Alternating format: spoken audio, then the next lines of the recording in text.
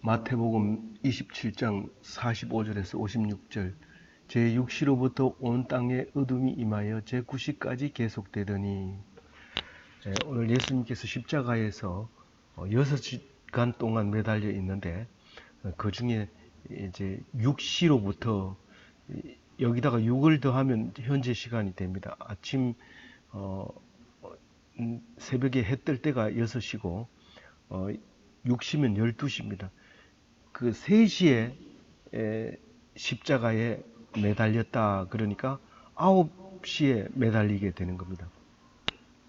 그래서 9시에서부터 12시까지는 사람들이 조롱하고 비웃고 이제 그런 이야기들이 이 앞에 나옵니다. 그리고 이제 12시부터 9시까지, 그러니까 6시부터 9시까지가 이제 6을 더하면 12시부터 15시까지 이제 3시까지 깜깜하게 되는 그 시간입니다. 이거는 이제 마가복음, 누가복음에도 그대로 나온 말씀인데, 그리고 이제 15시에 운명하시는 이야기가 나오죠. 그래서 이제 여기서 오늘 말씀하고 있는 거는 이제 9시쯤 돼서 일어난 일에 대해서 집중적으로 이야기하고 있습니다. 이 운명의 시각이 15시기도 하지만 그 시간에 일어났던 그 15시에 일어났던 모든 일들을 한꺼번에 함축해서 오늘 말씀하고 있습니다. 그런데 마태는 이 예수님이 십자가상에서 못 박히는 십자가에 못 박힌 상태에서 7마디의 말을 하는데 마태는 딱 한마디 엘리 엘리 라마 사박다니 요것만 기록을 하고 있습니다. 다른 말은 하나도 다른 복음에서만 기록을 하지 6개는 다른 복음에서 나와 있고 마태복음은 요것만 기록을 합니다. 그 말은 어찌하여 나를 버리셨나이까 하는 그 아람어의 말입니다. 그때 당시에 쓰던 그 아람어는 지금 약 한 200명 정도밖에 사용 안 한다고 그래요. 그래서 그거를 학자들이 모여서 그 아람어를 살리는 운동을 하고 있는데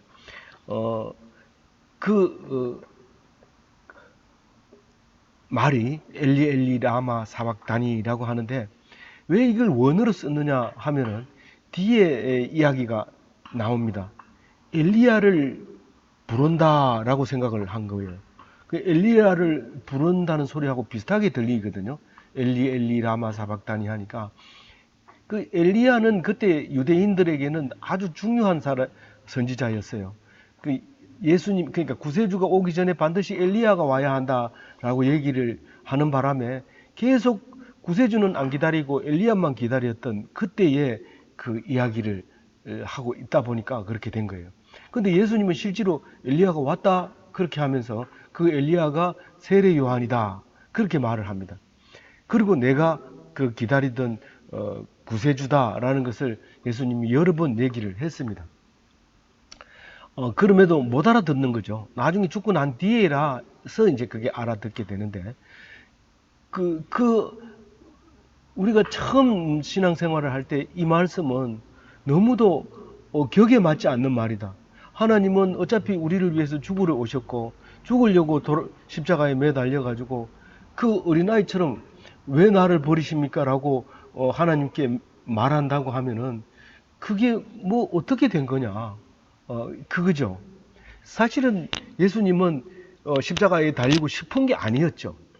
대수만 있으면 이 잔을 내게서 지나가게 해달라고 그렇게 기도를 땀방울이 핏방울처럼 되도록 기도를 했었습니다. 그런데 하나님이 안 된다고 하니까 그럼 내가 지겠습니다. 순종하겠습니다. 그렇게 해서 지는 거잖아요. 그런데 우리가 듣기에 예수님은 어땠든지 둘째 문제고 왜 예수님은 십자가를 져야 되는가? 하나님 아들인데 왜 하나님은 그 아들을 버렸는가? 그것을 생각하면 우리가 가슴이 저며 오는 거죠. 찢어지는 거죠. 이거는 엄연히 제물로 예수님을 바친 겁니다. 사람들이 생각은 어쨌든지 간에 하나님은 제물로 받으시는 거예요. 그러면 여태까지는 이스라엘 백성, 유다 백성에게 내려준 마지는 내 거다, 장자는 내 거다, 초태생은 내 거다. 그리고 그렇게 얘기할 때 초태생은 잡아서 드리면 돼요. 근데 사람은 안 잡았어요. 아브라함 때부터 이삭을 바치라고 그러니까 바쳤어요. 근데 그걸 죽이지 못하게 양을 줬어요. 그러면 말만 초태생은 내 거다 해놓고는 한 번도 죽이도록 안 해준 거예요. 그게 사랑이라는 거죠. 하나님이 우리에게 사랑하는 것은 원래 내 건데 내가 너희들을 위해서 그냥 용서해 줄게, 놔둘게. 그런 거잖아요. 그랬으면 그 사랑에 감격해야 되고 그 사랑에 힘겨워서 그냥 은혜 속에 살아야 되는데 지금 이스라엘 백성, 유다 백성은 그것을 잊어버리고 생각하지도 않고 알지도 못한 상태에서 살고 있는 거예요. 그래서 하나님이 예수님을 아들을 보낸 겁니다. 율법을 잘 알죠. 아는데 율법적으로 아는 거예요. 형식으로 아는 거예요. 그의 의미를 모르는 거예요. 그 사랑을 알으라고 그 율법을 줬는데 사랑은 잊어버리고 형식만 갖추니까 예수님이 가셔서 안식일은 그런 의미가 아니다. 살리는 의미다. 안식일을 안 지킨다고 죽이려고 하고 이렇게 하면 그것은 하나님이 안식일을 준 이유가 아니다.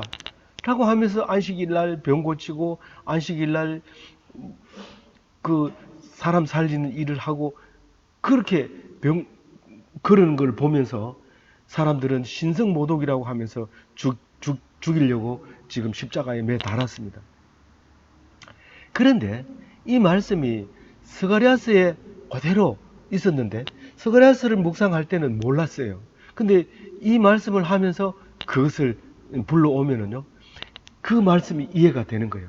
스가랴서 11장 10절에 보면 언약의 막대기와 은총이라는 막대기와 언약이라는 막대기를 가지고 양을 치는데 죽을 양을 치라고 얘기합니다. 스가랴를 보고 그 죽을 양이 예수님이었어요.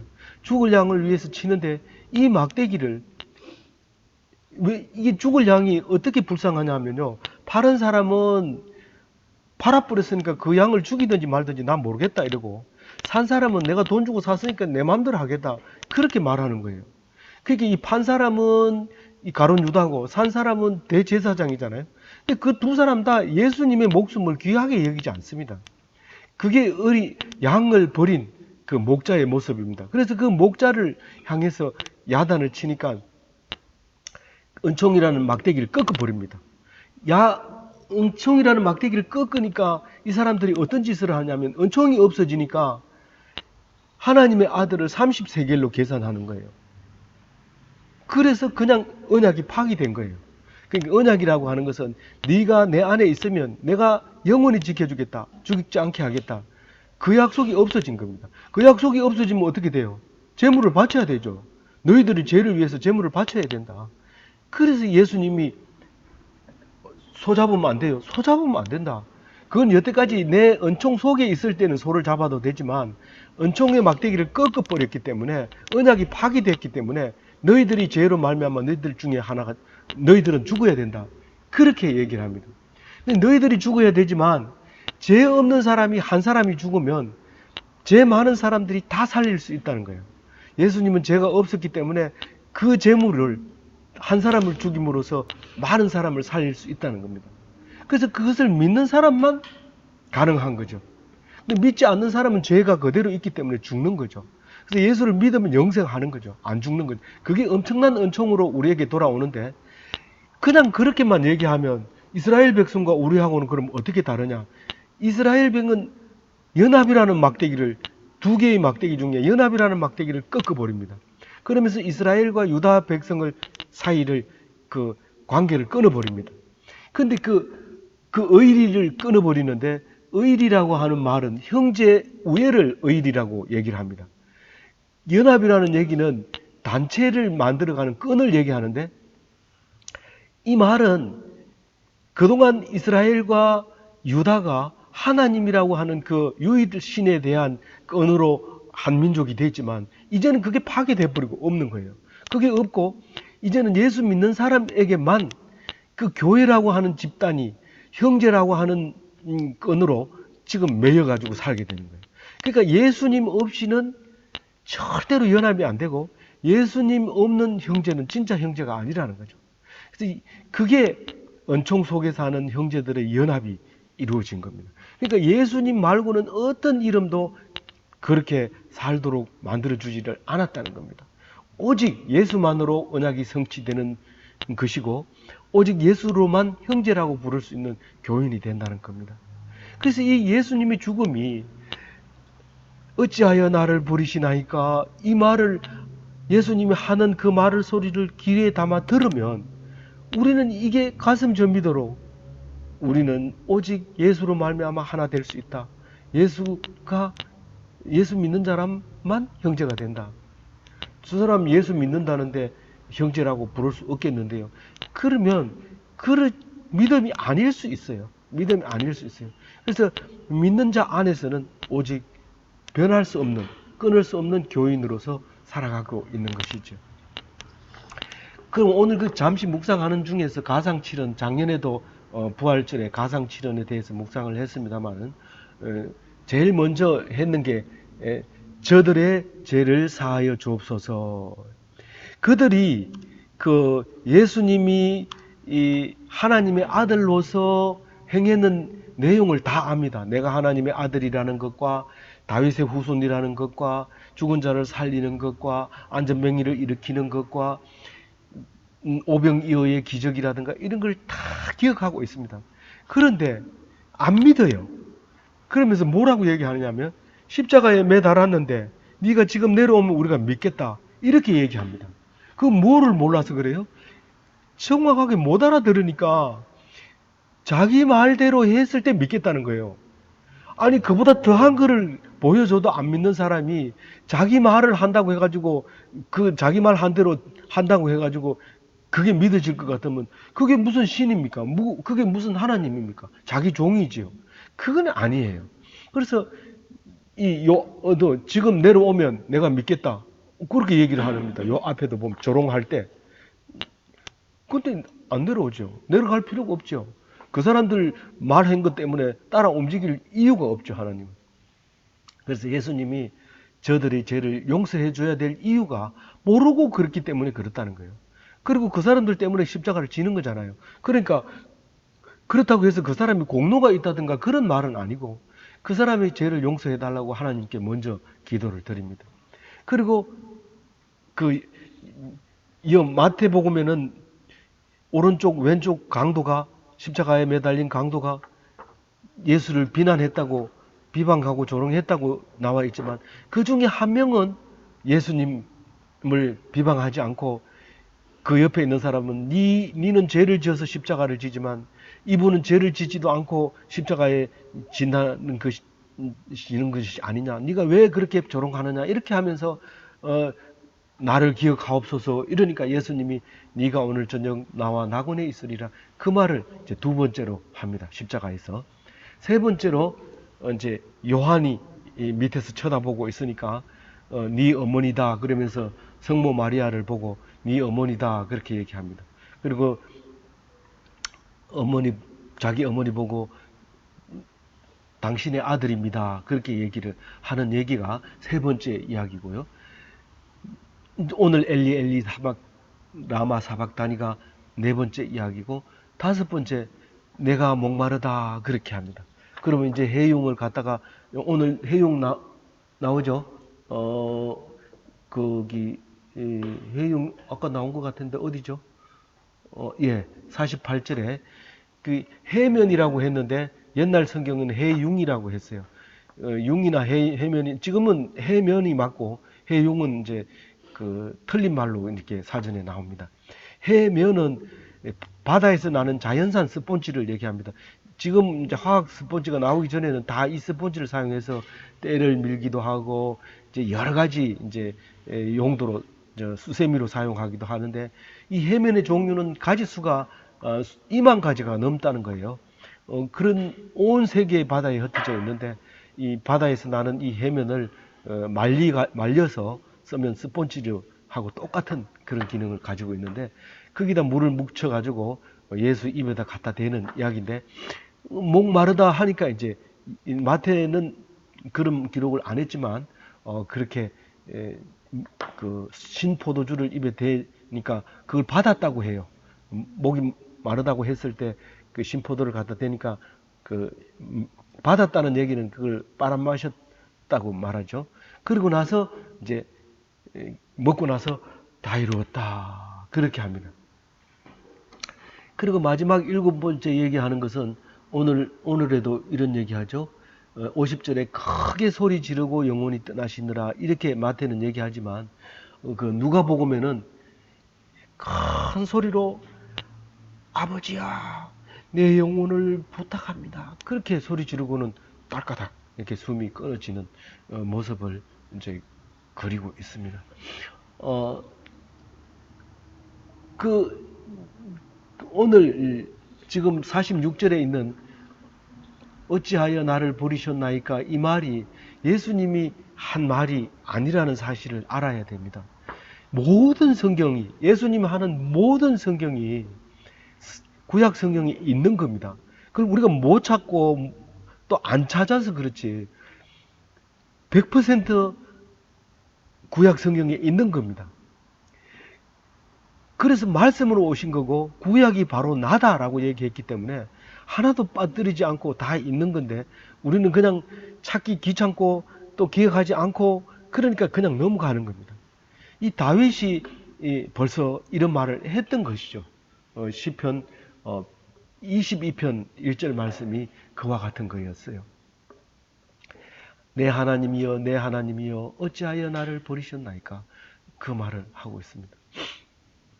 그래서 다윗의 후손으로 예수님이 오는 것이 마땅한 거죠.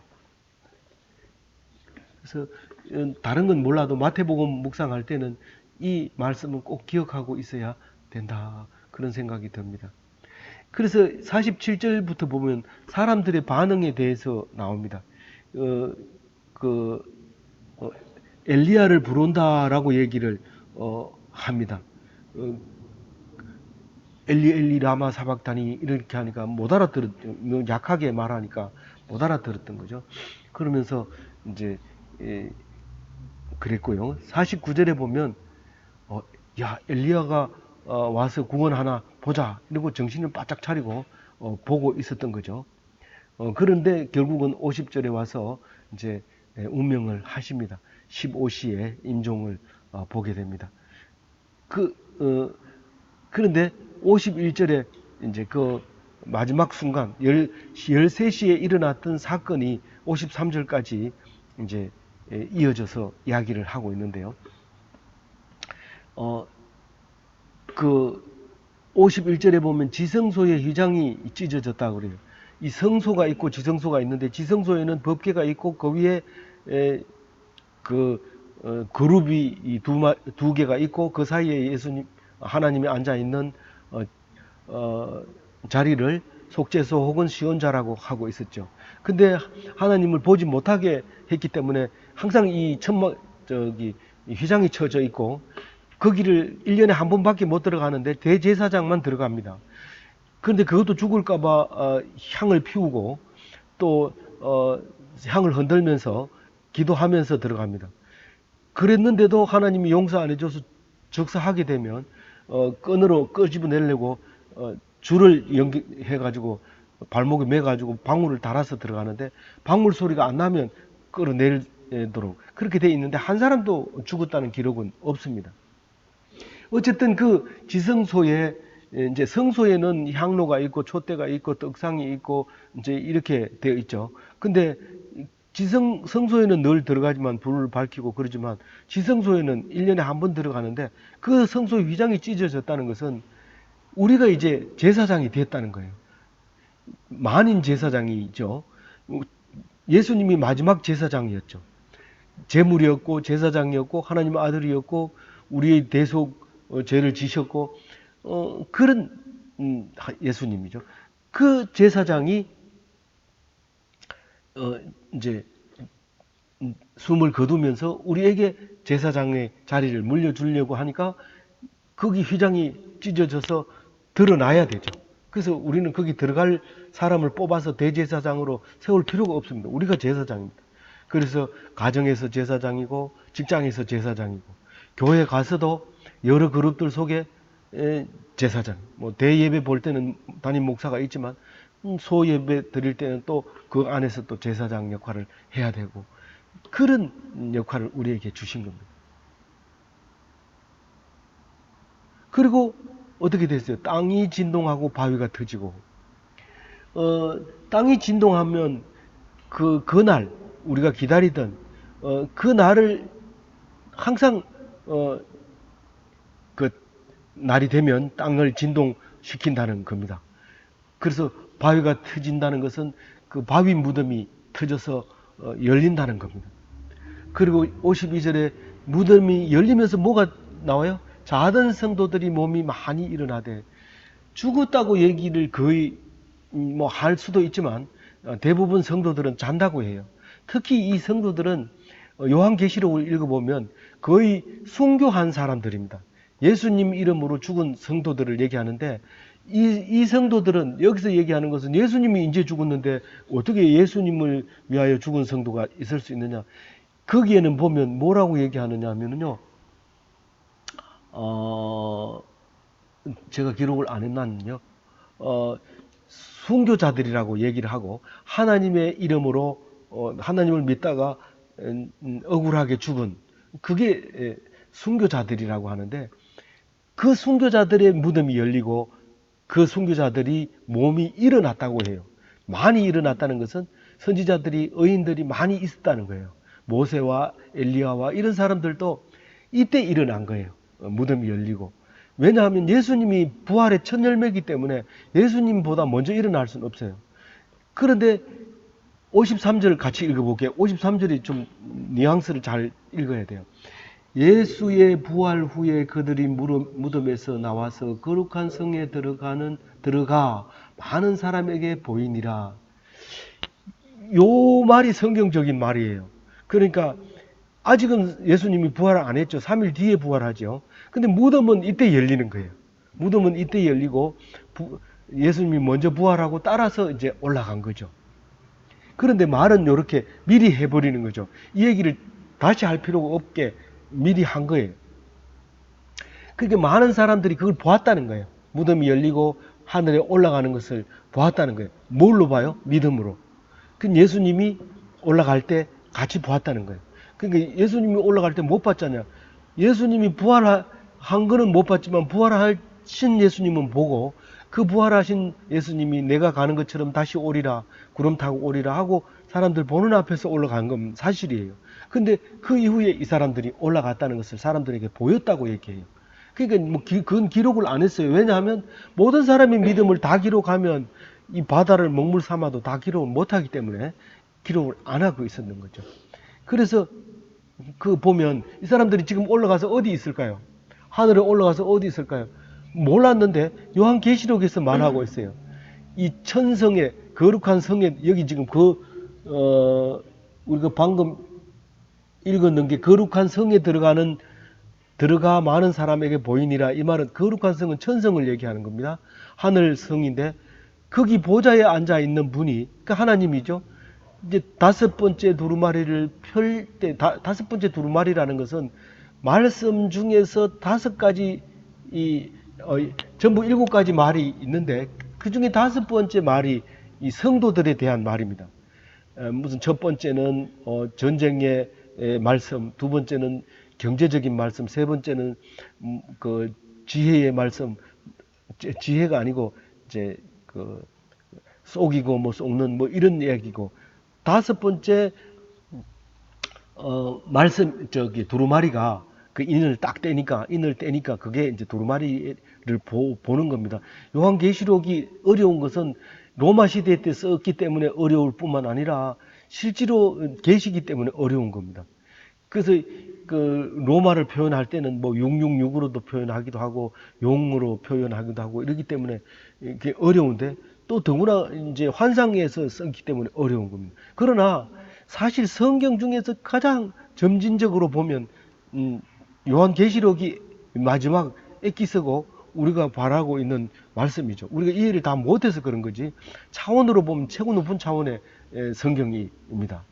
그래서 그게 환상으로 보니까 그런 거예요. 요한이 환상으로 보니까 다섯 번째 두루마리를 딱 인봉을 예수님이 푸는 거예요.